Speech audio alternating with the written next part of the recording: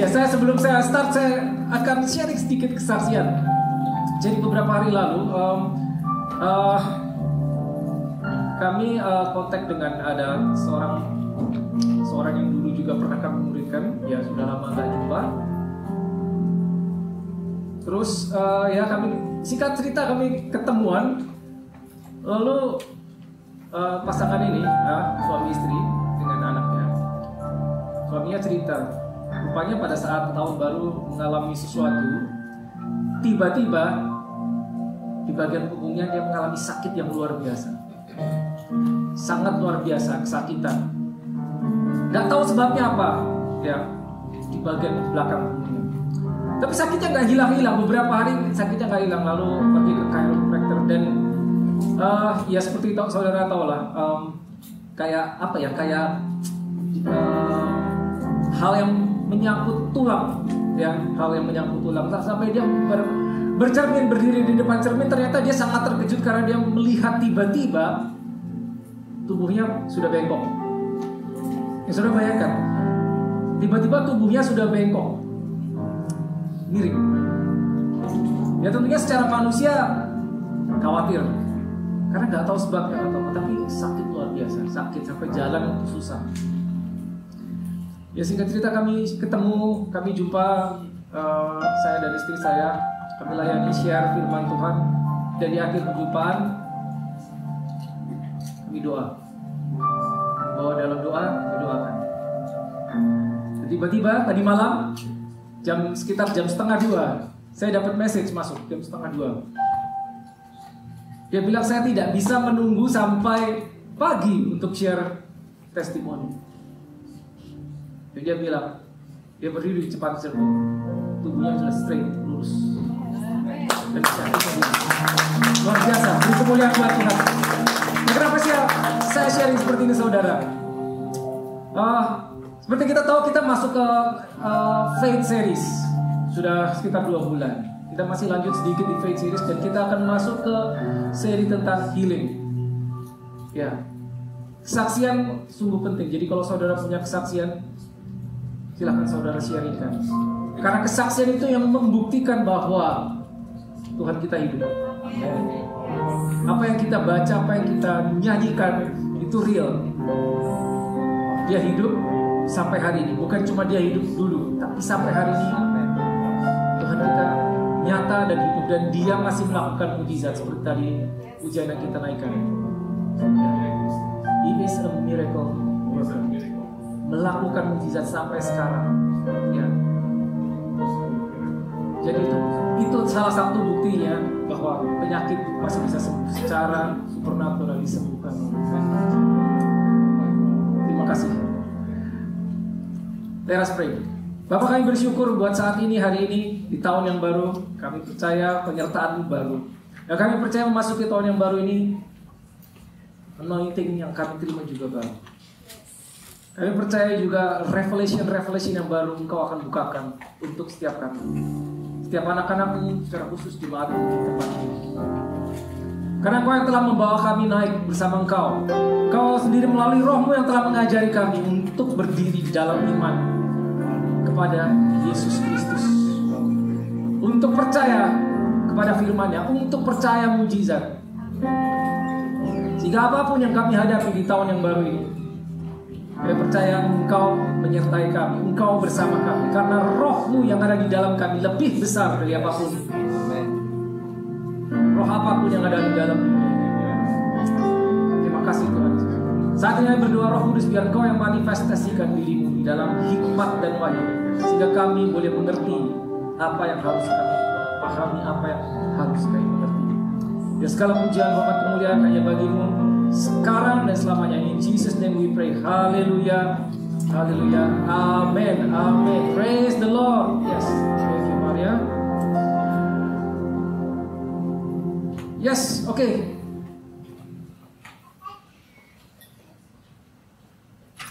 Keluar gambarnya. Ya, kita akan belajar sesuatu hari ini, masih tentang faith tentunya.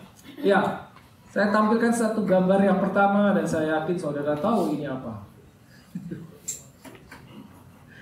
Ini sangat populer. dari anak Sunday School saudara tanya, saudara akan tahu, mereka akan tahu ini gambar tentang apa. Nah, kenapa saya bawa, saya share cerita ini di awal tahun. Ya, tentunya masuk di tahun yang baru, kita berharap sesuatu yang luar biasa terjadi, sesuatu yang baru terjadi. Ya, tapi bisa jadi yang ini juga ada. Ya, dan kita memang berharap terobosan, breakthrough after breakthrough. Ya, tapi bisa jadi sekali lagi yang ini masih ada. Ya. Nah, bukan berarti tantangannya hilang, tapi kekuatan kita yang berubah untuk menghadapi tantangan apapun di tahun yang baru ini. Nah, ini cerita luar biasa. Sekali lagi kalau saya ulang sedikit saudara.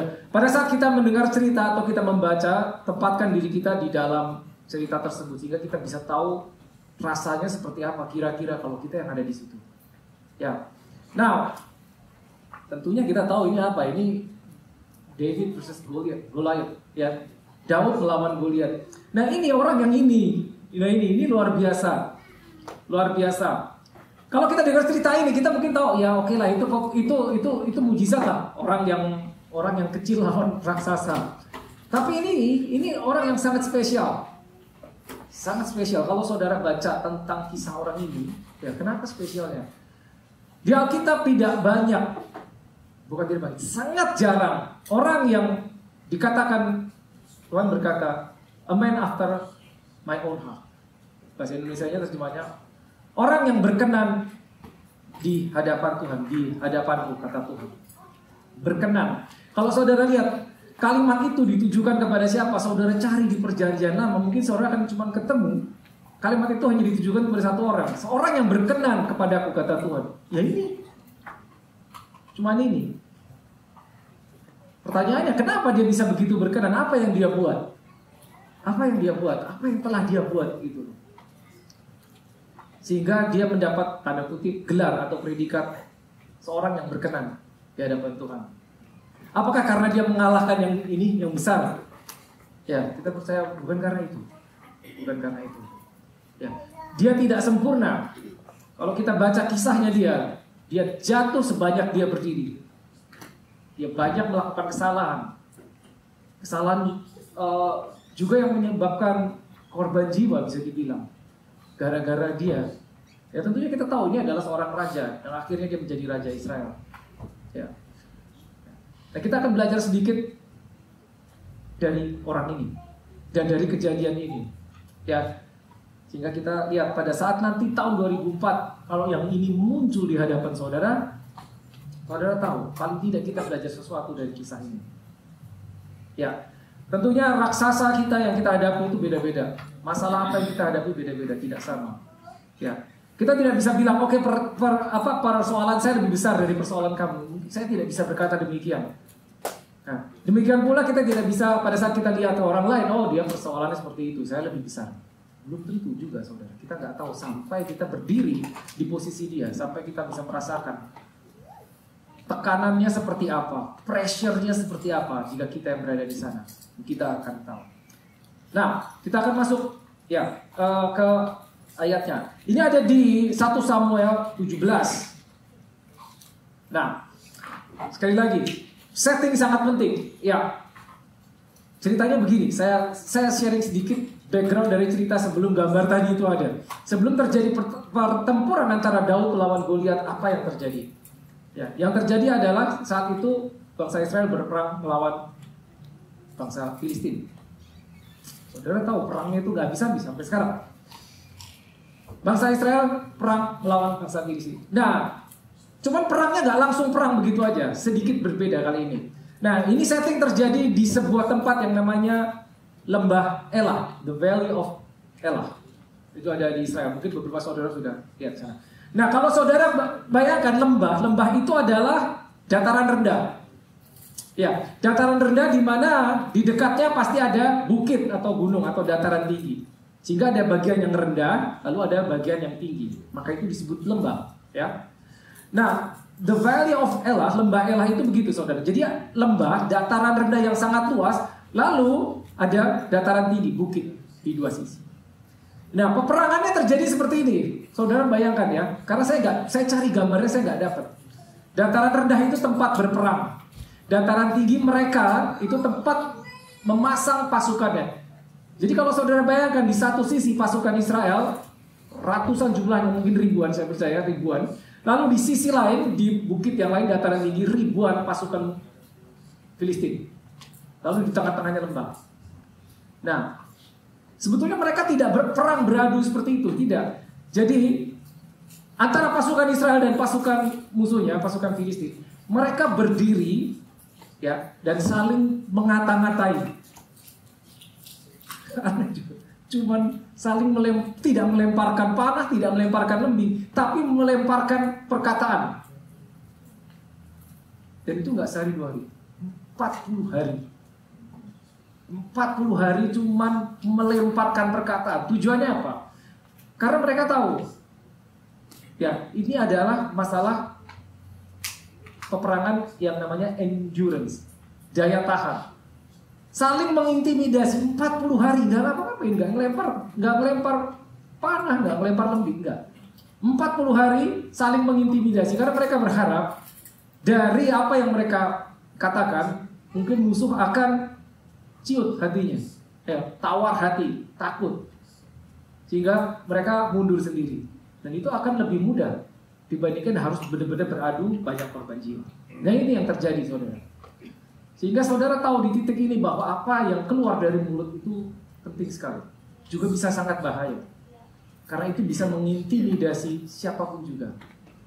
Discouragement can be very, very dangerous. Ya. Jadi hati-hati dari apa yang saudara dengar, juga hati-hati apa yang saudara ucapkan. Ya, saya lompat ke ayat 9. Ya, singkat cerita begini. Satu orang muncul dari orang Filistin. Ya itu tadi yang besar itu badannya, Goliat. Ya, mereka punya ide begini, udah deh daripada kita perang beradu banyak korban jiwa, atau 1 lawan 1 saja. Lihat ayat 9. Ya, jadi si Goliat itu, ya, yang tadi yang badannya besar, nah yang itu, ya, dia maju dan dia berkata gini. Pilihlah bagimu seorang dan biarlah ia turun mendapatkan aku. Ayat 9, jika ia dapat berperang melawan aku dan mengalahkan aku, maka kami akan menjadi hambamu. Tetapi jika aku dapat mengungguli dia dan mengalahkannya, maka kamu akan menjadi hamba kami dan takluk kepada kami. Jadi idenya begini, udahlah 1 lawan 1. 1 orang dari tentara Israel, 1 orang dari tentara Filistin.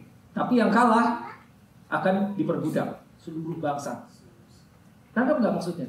Maksudnya mereka harus menyerahkan nasib seluruh bangsa ke dalam tangan 1 orang saja. Karena itu kan dealnya gitu kan. Yang kalah, dia harus takluk kepada yang menang. Bukan cuma takluk 1 orang yang kalah, tapi seluruh bangsa. Nah ini susah ini, kondisinya susah. Buat musuh mungkin mereka merasa di atas angin karena dia punya ini nih. Tuh. Masalahnya di Israel gak ada yang kayak gini. Gak ada. Makanya mereka berani membuat deal seperti ini. Nah kita lihat lanjut ya. 1-17 ayat 16. Orang Filistin maju mendekat pada pagi hari dan pada petang hari. Demikiannya tampil ke depan 40 hari lamanya. Bayangin 40 hari ya diintimidasi dengan si raksasa tadi. Orang Israel gak ada yang maju satupun. Nah kalau saudara baca kisah ini, saudara tahu di bangsa Israel itu yang postur tubuhnya paling tinggi itu rajanya, Saul. Itu paling tinggi. Jadi kalau harus ada 1 orang yang maju, harusnya yang maju Saul. Karena dia paling tinggi. Tapi tentunya tidak setinggi Goliat. Ya. Nah, kita lihat, lanjut ya, ayat berikutnya. Nah, ini dia, ayat 10. Pula kata orang Filistin itu, aku menantang hari ini barisan Israel, berikanlah kepadamu seorang supaya kami berperang seorang lawan seorang. Yaitu tadi sudah dikatakan. Lalu 11, ketika Saul, raja Israel, yang badannya paling tinggi, dan segenap orang Israel mendengar. Hati-hati dengan apa yang kita dengar. Mendengar perkataan orang Filistin itu, maka cemaslah hati mereka dan sangat ketakutan. Garis bawahi kata mendengar, kenapa? Karena ini saudara, itu yang mereka dengar. Faith comes by hearing. Kita udah tahu ya, kita udah belajar ini ya. Iman datang dari mendengar. Faith comes by hearing. Mendengar apa? Firman Tuhan. Tapi saya rasa saudara masih ingat, sayangnya di sisi yang lain,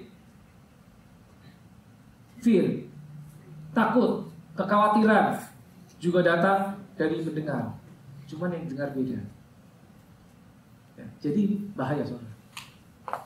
Bukan cuma ini sebetulnya, apa yang kita lihat juga bahaya. Apa yang kita lihat itu akan mempengaruhi. Apa yang kita dengar akan mempengaruhi kita. Sepersekian detik kepala kita akan berpikir, oke, kita harus takut, kita harus khawatir, kita harus siap-siap, kita harus ngumpet, kita harus lari, atau kita harus maju berperang. Itu gara-gara apa yang kita lihat, apa yang kita dengar. Nah ini yang terjadi. Ini yang didengar oleh Saul dan seluruh bangsa. Maka mereka menjadi takut. Takut. Gak ada yang maju, gak ada. Gak ada yang maju. Nah, untuk memberi gambaran lebih jelas buat saudara, seberapa parah sebetulnya kondisinya. Ya, dari gambar yang pertama, si Goliat tuh berapa tinggi sih? Bayang gak? Ya kita cuma tahu, oke, dia badannya tinggi, dia raksasa. Tapi seberapa tinggi sebetulnya? Nih, kita lihat. Nah, ini kelihatan jelas perbandingannya. Ya, karena di Alkitab dibilang bahasa Indonesia sekian hasta tingginya. Jadi kalau diukur itu dia hampir 3 meter, kurang lebih 3 meter. Ya dia 3 meter, dia gampang dia bilang, oke, kamu kasih satu orang buat melawan aku karena dia tingginya udah 3 meter. Jadi kurang lebih ini separuhnya. Segini perbandingannya. 3 meter. Dan saudara perhatikan bajunya. Ya, dia pakai perisai, dia membawa tombak. Saya nggak perlu masuk ke deskripsi lebih jelas seperti apa tombaknya, seperti apa perisainya. Tapi yang jelas orangnya tinggi sekali, hampir 3 meter. He's a giant. He's a giant. He's a real giant. Nah ini problem yang dihadapi. Problem yang dihadapi orang Israel, problem yang dihadapi Saul sebagai Raja Israel. 40 hari. Nah saudara bayangkan. Jadi mereka nggak mulai perang sebetulnya. Udah 40 hari nggak mulai perang. Karena nggak ada yang berani. Nggak ada yang berani. Sampai tiba-tiba, nih, ada anak remaja. Tahu Daud itu usianya belasan tahun. Mungkin sekitar 14-15 tahun usianya. Tiba-tiba ada anak remaja. Bukan tentara, bukan. Tiba-tiba ada anak remaja datang, udah deh, saya aja deh yang maju melawan yang itu tuh. Nah ini kan gak masuk akal tuh. Gak masuk akal. Ya akhirnya Daud datang kepada Raja Saul. Dia bilang, udah Raja, aku aja deh. Kalau seluruh Israel gak ada yang berani maju, aku aja yang datang. Lalu apa kata si Raja? Pada saat Daud memajukan dirinya, mengusulkan dirinya, volunteer himself untuk melawan, apa kata Saul? Luar biasa kata Saul. Tetapi Saul berkata kepada Daud, tidak mungkin. That is impossible. Tidak mungkin engkau dapat menghadapi orang Filistin itu. Kenapa? Ya karena ini. Apa mungkin ini bisa mengalahkan ini? Gak mungkin saudara, gak mungkin. Jadi kita tahu cerita ini bukan cuma sekedar seorang Daud melawan Goliat, tapi sesuatu yang mustahil terjadi secara natural, tapi terjadi. Tidak mungkin. That is impossible. Nah bayangkan, tadi saya sampaikan bahwa yang paling tinggi badannya itu si Saul. Tapi begitu ada anak kecil datang, udah deh saya aja yang melawan. Dia bilang, gak bisa kamu gak akan menang. Tidak mungkin kau bisa menghadapi orang Filistin itu untuk melawan dia. Sebab engkau masih muda, sedang dia sejak dari masa mudanya telah menjadi prajurit. Apa pelajaran yang kita bisa hadapi? Saat saudara punya iman sebesar apapun, saudara mau bertindak dengan iman saudara, saudara akan ketemu kata ini. Tidak mungkin. Tidak mungkin.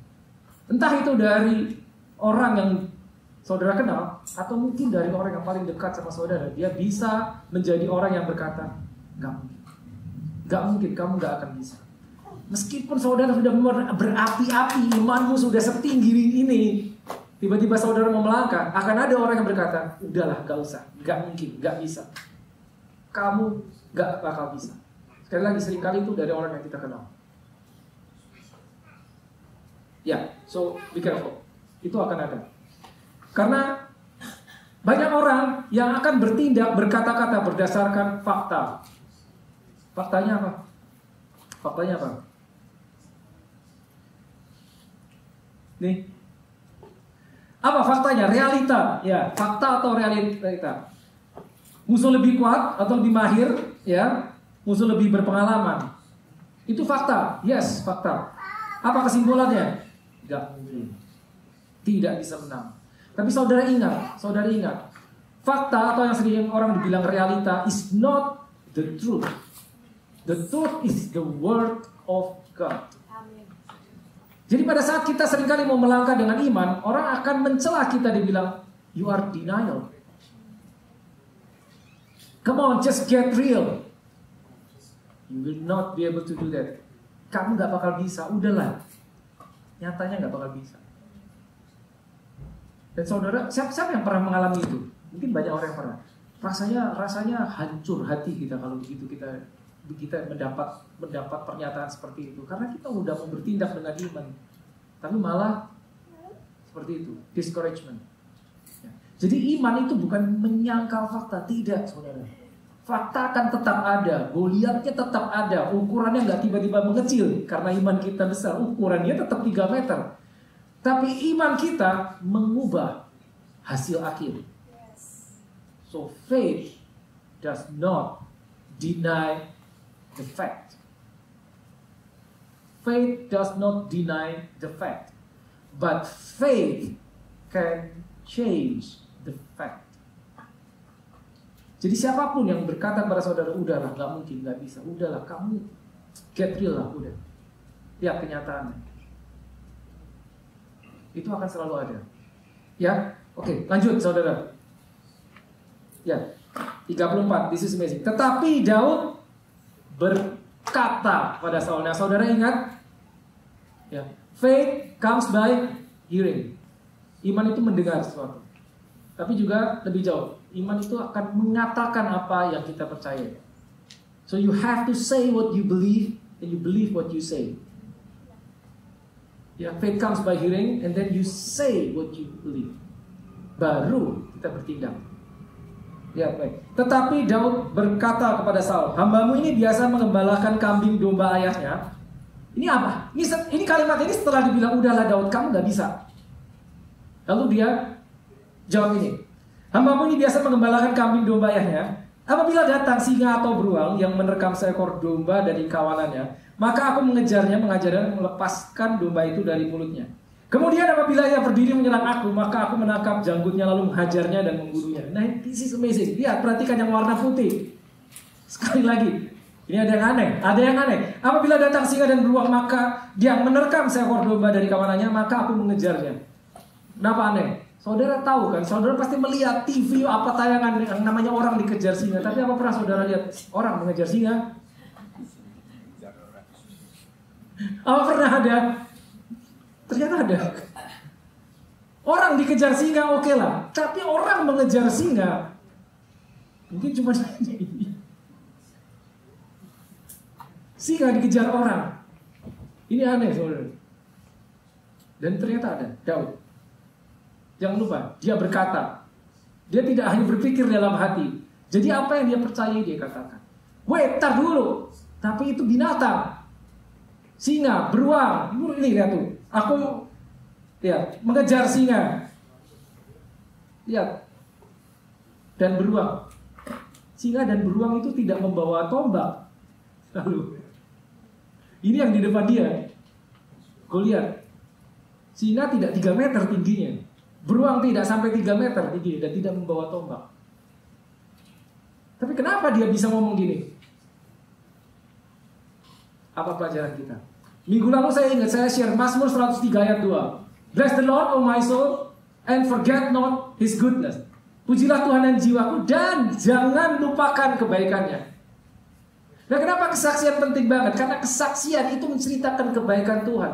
Jangan lupakan. Sampai ada kalimat jangan lupakan, karena Tuhan tahu kita gampang lupa. Maka dibilang jangan lupakan apa yang kau alami kebaikan Tuhan tahun 2023. Jangan sampai lupa. Kenapa? Karena engkau akan membutuhkan itu untuk menguatkan engkau sendiri di tahun ini.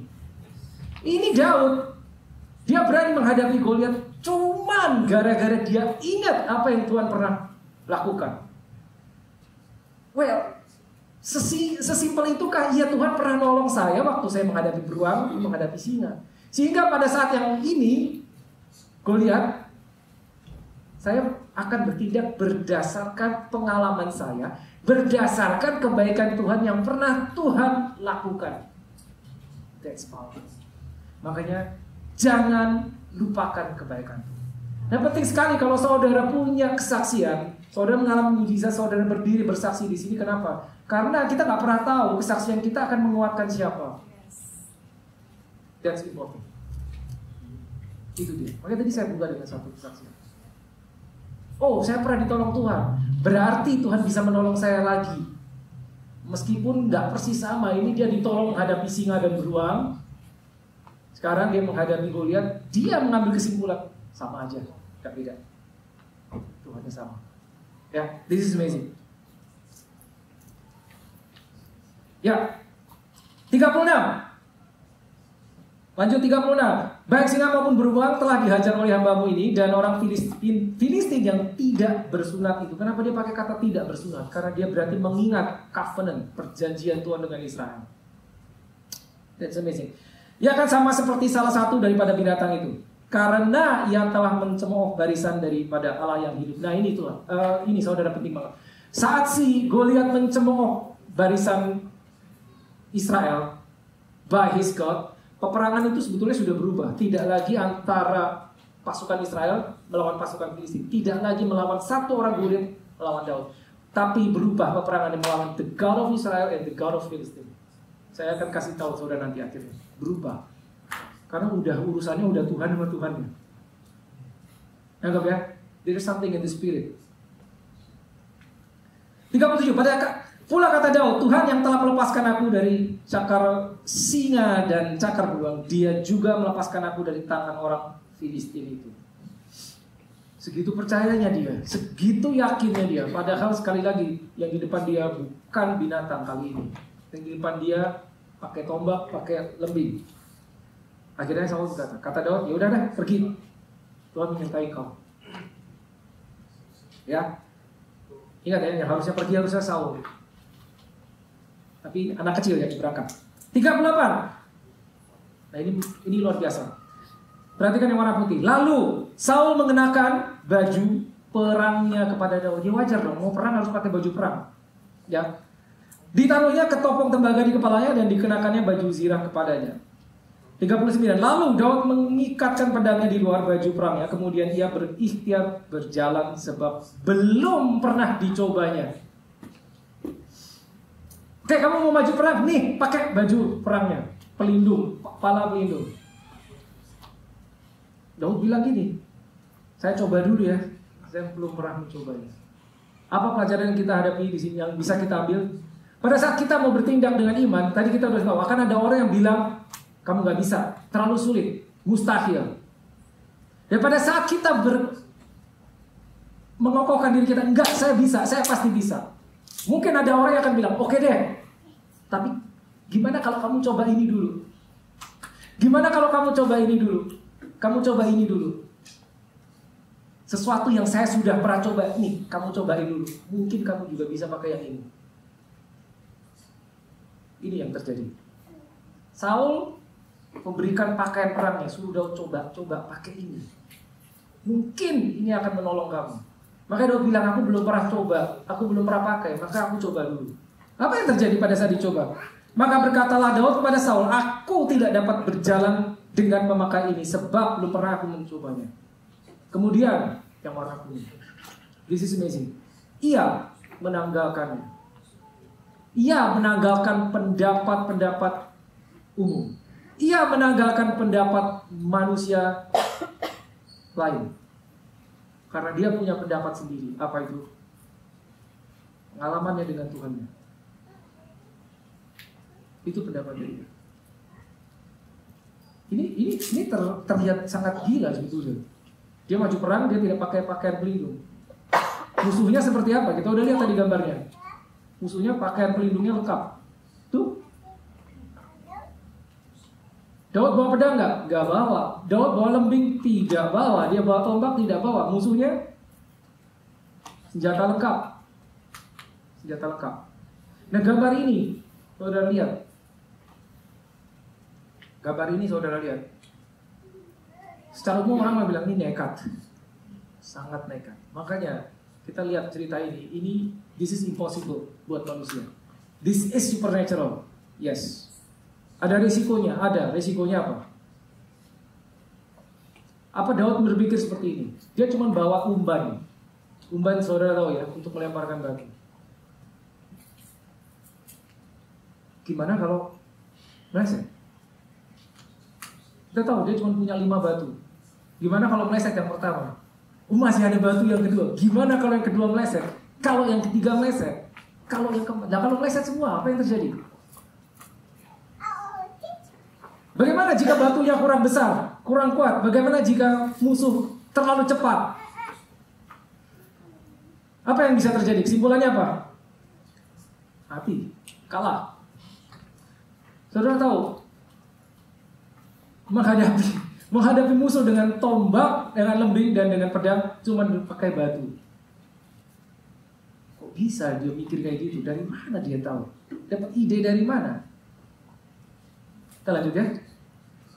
44. Pula orang Filistin itu berkata kepada Daud, si Goliat berkata, hadapilah aku, maka aku akan memberikan dagingmu kepada burung-burung di udara dan kepada binatang di padang.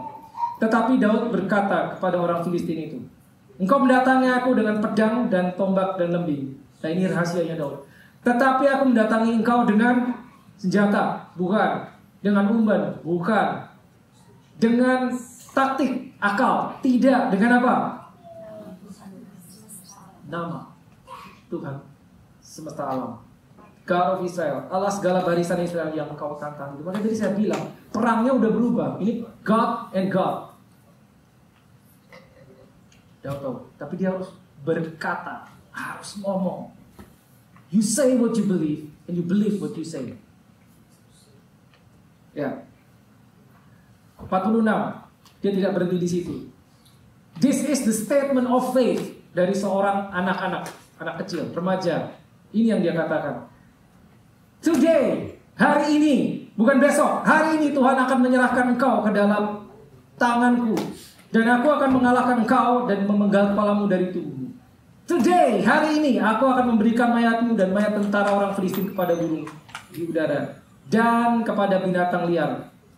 Supaya apa? Supaya seluruh bumi tahu bahwa there is God in Israel. Israel mempunyai Allah. Dan supaya segenap jemaat tahu bahwa Tuhan menyelamatkan bukan dengan pedang dan bukan dengan lembing. Sebab di tangan Tuhanlah pertempuran dan ia pun menyerahkan kamu ke dalam tangan. This is statement of faith. Dia harus berkata, harus ngomong. Dia nggak dalam hati. Meskipun dia tahu Tuhan akan menolong dia, tapi dia ngomong dulu. Dia berkata dulu sebelum dia action. Faith hears, faith speaks, faith takes action. Masih ingat ya saudara? Ya. Kita nggak bisa berhenti di nomor 1, nomor 2. Faith hears, faith speaks, faith takes action. Dia ngomong dulu. Apa yang dia percayai, dia ngomong. Maka terjadi. Nah, ini saya perlu satu orang yang bisa membantu saya untuk alat peraga. Oke, lanjutnya. Itu lagi. Ketika orang Filistin itu bergerak, Goliat maju untuk menemui Daud, maka segeralah Daud berlari ke barisan musuh untuk menemui orang Filistin itu. Lalu Daud memasukkan tangannya ke dalam kantungnya, diambilnya sebuah batu dari dalamnya, diumbannya, maka kenalah dahi orang Filistin itu, sehingga batu itu terbenam ke dalam dahinya dan terjerumusnya dengan mukanya ke tanah. Ini juga ada yang aneh statement ini. Dikatakan batu mengenai dahinya. Kalau kita lihat pakaian perangnya orang Filistin, mana tadi? Tuh, ketutup tuh dahinya, pakai helm. Kok batunya bisa tembus? Aneh. Itu aneh. Aneh. This is something supernatural. Dan saudara ingat, Daud berlari, melemparkan batu, mengumbar batu, sambil berdiri diam aja, ada kemungkinan meleset toh. Nah ini sambil lari, one single shot, langsung kena. Seberapa kecepatan batu yang dilemparkan oleh tangan manusia? Kalau kecepatan peluru yang ditembakkan dari senjata api itu mungkin sangat cepat, dia bisa menembus tembok, mungkin menembus logam.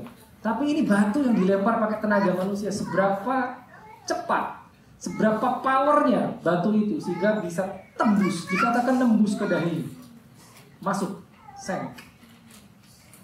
Ini sport. Now that is supernatural. Dari sini kita tahu Daud menang melawan Goliat bukan karena dia ahli berperang, bukan, bisa meleset, bisa, yes, but because he believes, that's it. Karena dia percaya, bisa meleset. Kalau meleset dia mati. Makanya one single shot selesai. Ya saya boleh minta tolong. Nah mungkin Pak Haris, bisa Pak Haris? Bisa, nggak apa-apa? Siap. Ya, boleh di sini Pak Haris. Nah, dilempar batu ya. Ya, ini saya mau lempar batu. Ini Goliatnya. Misalnya, katakanlah ini ada batu lah. Batu, saya nggak bawa batu soalnya. Saya lupa bawa batu. Kalau saya bawa, saya lempar batu. Misalnya, ini Goliat ya, Goliat. Daud lari mendekat ke Goliat dan dia melempar batu. Ya, batu ini kan kena Pak Haris ya. Ini kena kan? Yes, ya. Jatuh kan? Jatuh. Ayo coba, misalkan jatuh Pak Haris. Ah, jatuh. Nah, jatuh. Yes, jatuh. Nah, sebentar ya. Saudara perhatikan, jatuh.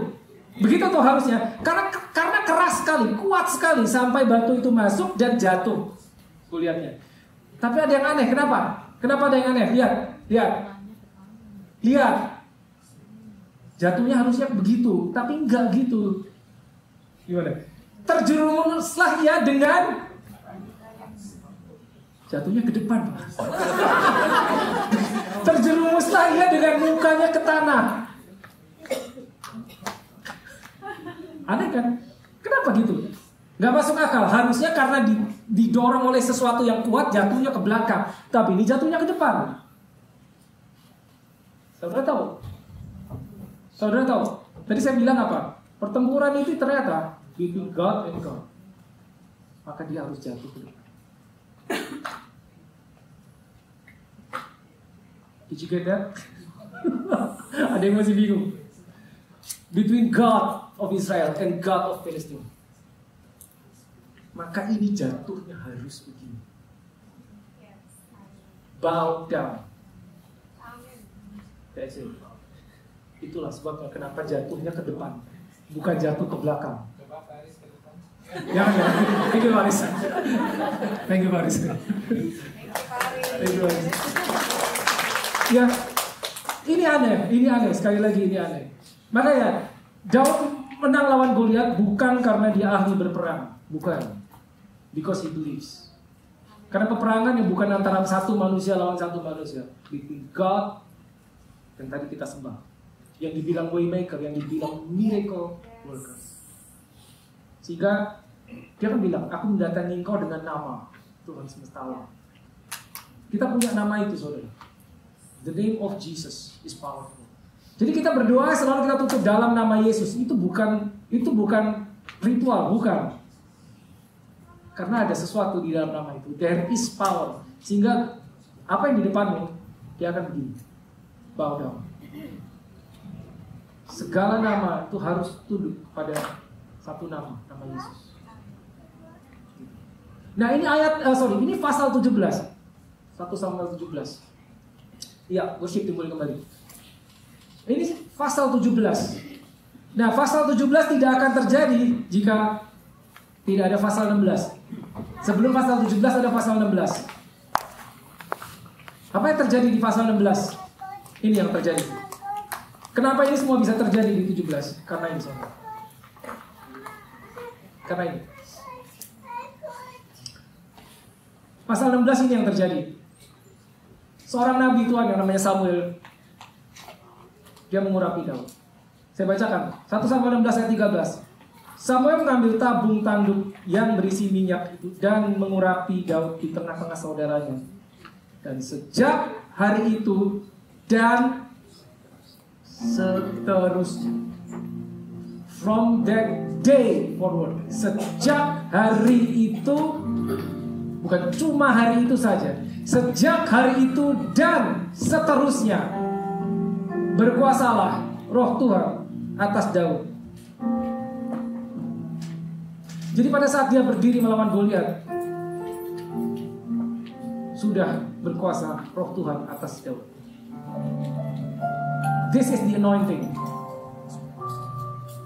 Alkitab mengatakan pada saat bahkan seorang raja yang namanya Saul, dia diurapi, dia berubah menjadi manusiawi. So what is anointing? Apa itu urapan? Anointing is the power of God works in a man. Works in. So that man, sehingga manusia itu bisa melakukan pekerjaan Tuhan. That is anointing.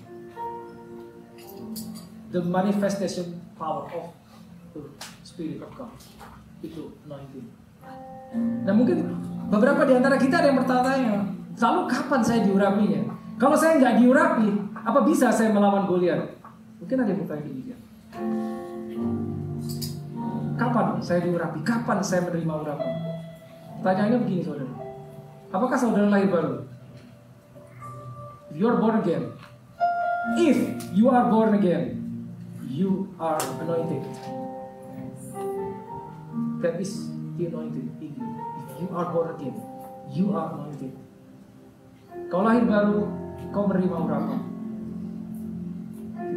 Maka berkuasalah Roh Tuhan atasmu.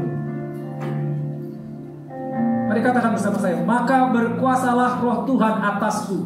Saya, maka berkuasalah Roh Tuhan atasku.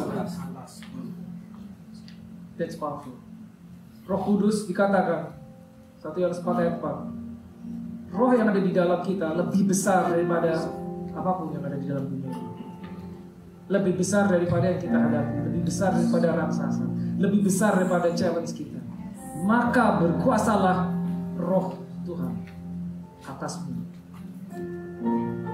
Ya, so if you believe that, let us pray.